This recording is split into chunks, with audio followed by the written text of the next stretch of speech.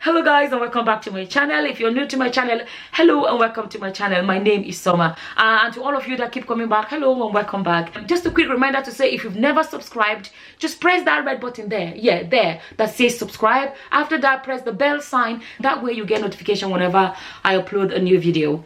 So in today's video, I'm going to be talking about the struggles of having a Nigerian accent abroad.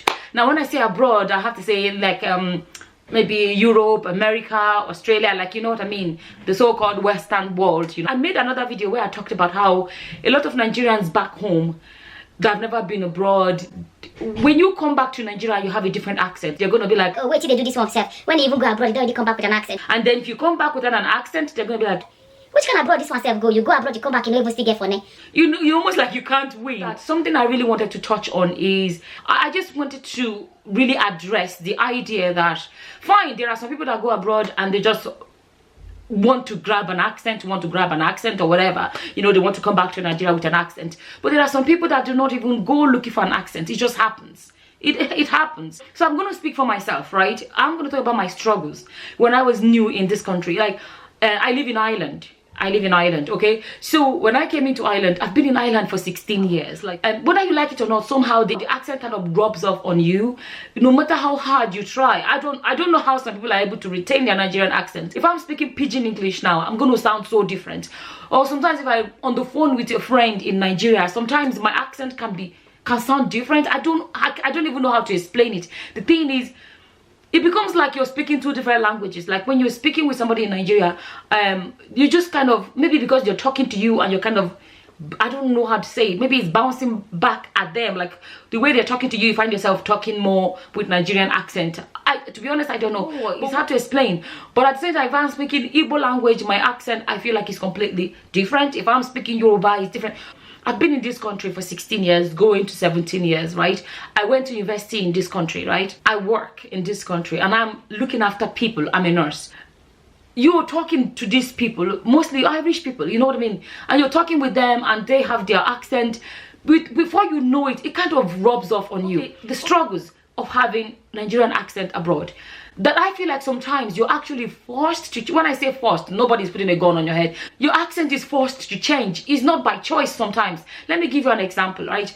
You know, when I came into Ireland, as far as I know, I had my full Nigerian accent. Now, that said, I still feel like my accent is Nigerian.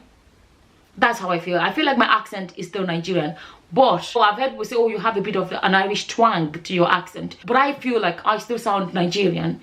Just that there's a bit of something, it sounds a bit different, just slightly different, you know. And it's bound to happen when you lived in another country for so many years. Something else you have to know about accents is like if you went to Yoruba land and you lived in Yoruba land for like 20 years, or if you went to Igbo land and you lived in Igbo land for 20 years, you know, you can't come speaking Igbo language. You can, but if you speak Igbo language with a different accent, it's going to sound funny. Do you know what I mean? It's going to sound funny. It's like coming and saying Nyam Miri. People are going to be like, Miri? And then what you meant is Nyam Miri. So you have to say it the right way. Nyam Miri. If you say Nyam Miri, people are going to be like, okay, what the hell is she talking about? So by the time people correct you the first time, the second time, the third time, you will learn fast that, okay, if I say Miri, nobody knows what I'm saying. I have to say Miri. So before you know it, it will change. Or let's say you're saying Yoruba and you're speaking in Yoruba and you say something like Talo Sobe. You know? Talo Sobe. And you come with, let's say you're foreigner and you're like Talo Sobe. People will be like, okay, what is she saying?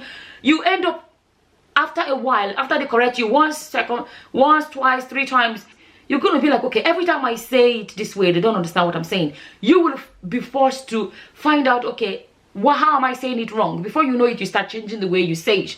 When I talk in my own house, all my kids are, you know, born in Ireland, you know, apart from my oldest. You know, when I am at home with these children all the time, and I'm hearing this accent every single minute of the day, before you know it, it's rubbing off on you and it's rubbing off on you. Till date, I will say something, my kids will be like, oh my goodness, you and your Nigerian accent. That's not how to say it. If I say something like, car, I still say car. They'll be like, no, it's not car. It's, how do they say car? I don't know how to say it. Let me see. I can get one of them to say. You get corrected so many times in your own house. They do. Yeah. How do you say the word? Come here so my camera can hear you. Yeah. How do you say the word C-A-R? C-A-R. Car. And I say car. There are times when I'm even making my video. There is one other word I struggle with all the time. I used to say her mother, her chair. You know, that's the Nigerian way of saying it. Give her her toy. Stuff like that. I have been corrected like a billion times. And they say it's not her, it is her. Sometimes when I'm talking, I say her. And sometimes, because it's been said to you too many times, sometimes you end up saying her. You know what I mean? It's rubbing off on you. My kids always say it's not her. Don't say her. And before I knew it, it started affecting me that sometimes when I'm talking, I say her. Sometimes I say her. The thing just kind of, whether I like it or not, I'm being forced. Let me give you one example, right? And this changed me forever. Well, this made a big impact, right? When I was in Ireland, I went to the shop and I wanted to get, in Nigeria we say towel, right? I wanted to get a towel, right? And I went to the shop and I couldn't find it. And you know, sometimes if I'm in a rush, I don't want to be searching for stuff. I will ask the staff and I'll be like, you know, I'm looking for such and such. And I was like, oh, sorry, where are your towels? And the guy was like, he's like, what? And I was like, yeah, where are your towels? You know, towels? Towels? He was like, I have no clue what you're talking about. I was like, you know, towel, you know, towel to clean your body. You know, me, then I was new in Ireland, you know, and I was like, you know, the towel to clean your body, towel. And he was like, oh, you mean a towel? I was like, yeah. Which one be towel again?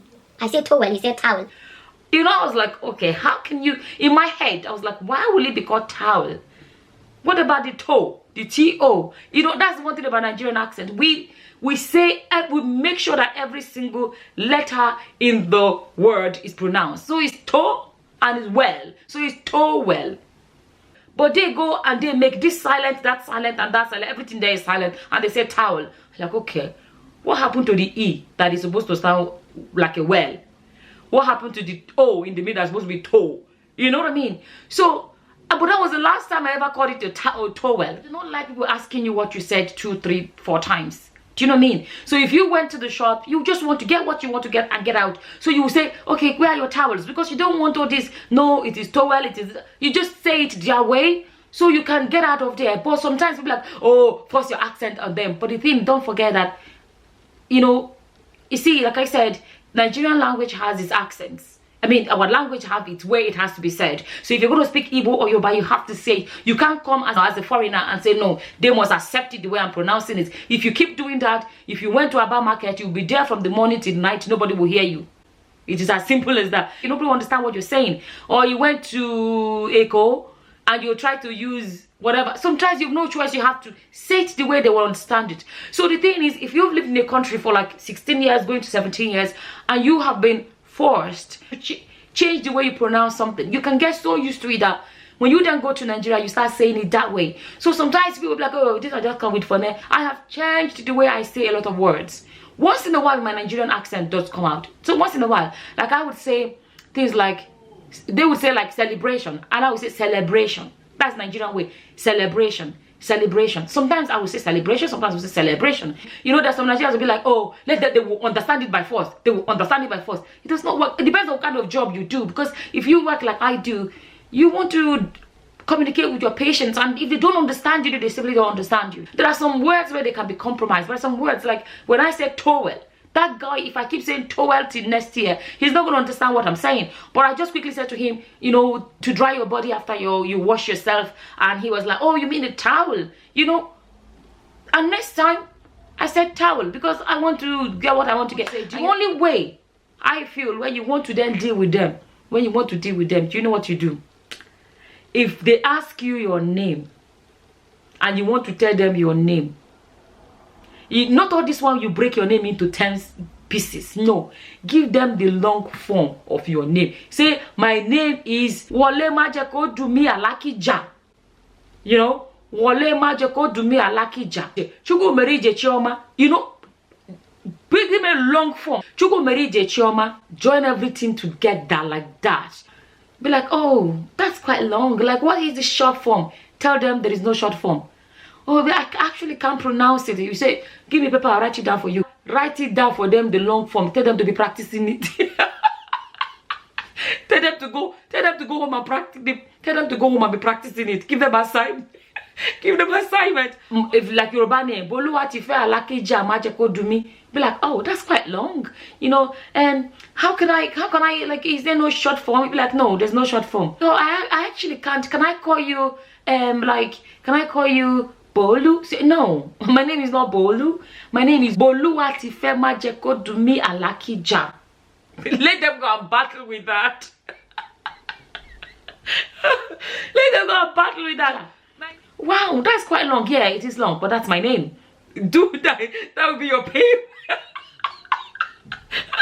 Use that as your payback. Let them be suffering. Let them go and suffer the way they suffer us. That's the big payback for the way they suffer us to bite our tongues trying to pronounce. You know, in Nigeria we used to say it is 1 hour. It is 1 hour. But here you hear them say it's 1 hour. You be like, okay, what happened to the O and the U and the R? Well, 1 hour. They will say it's not hour. It's hour. 1 hour. I don't even know what I'm saying anymore. 1 hour. You be like, okay, which one is 1 hour? Which one is 1 hour? Okay. You know what I mean? So what I wanted to bring out is this mentality that anybody that comes from abroad is just forming, is just, but sometimes fine, there may be some people that form or whatever, but the truth is if you've lived abroad for a long time, it can affect your accent. It really can, especially if you work. There's some Nigerians that live abroad, they're like, you know, they don't really mix. Like say if you don't, like if you have an African shop or whatever and everybody's coming there is Nigerian, all you do is Nigerian, you go to Nigerian party, you're always around Nigerian people, your accent may not really be affected that much. So because of that video I made, so I put like, and I shared it on Facebook as well, and there were so many comments. It's actually an old video, so many comments about, oh yeah, the accents, some of the accents are fake and blah blah blah and all of that. But I always wanted to say I was going to come back and make a video to explain how living abroad can actually truly affect your accent without you choosing to change your accent. You know, I just wanted to come here and clarify that, you know, I actually said I was going to make a video to, you know, address all those comments I was getting on Facebook. So I just said I'd come here and clarify that. And yes, so with that, I'm just going to say thank you all for watching. Until the next time, guys. Bye-bye. Bye. It's goodbye, friends, and goodbye, folks.